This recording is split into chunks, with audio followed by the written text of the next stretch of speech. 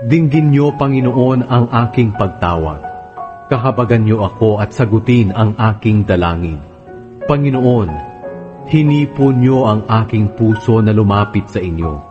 Kaya narito ako, lumalapit sa inyo. Huwag niyo po akong pagtaguan. Ako na alipin niyo ay huwag niyong itakwil dahil sa inyong galit. Kayo na laging tumutulong sa akin. Huwag niyo akong iwanan at pabayaan, O Diyos na aking tagapagligtas. Iwanan man ako ng aking mga magulang. Kayo naman, Panginoon, ang mag-aalaga sa akin. Ituro niyo sa akin ang daang gusto niyong lakaran ko. Patnubayan niyo ako sa tamang daan. Dahil sa mga kaaway ko na gusto akong gawan ng masama, huwag niyo akong ibigay sa aking mga kaaway. Dahil ako'y kanilang pinagbibintangan ng kasinungalingan at nais nilang ako'y saktan. Ngunit naniniwala ako na mararanasan ko ang kabutihan niyo, Panginoon, habang ako'y nabubuhay dito sa mundo.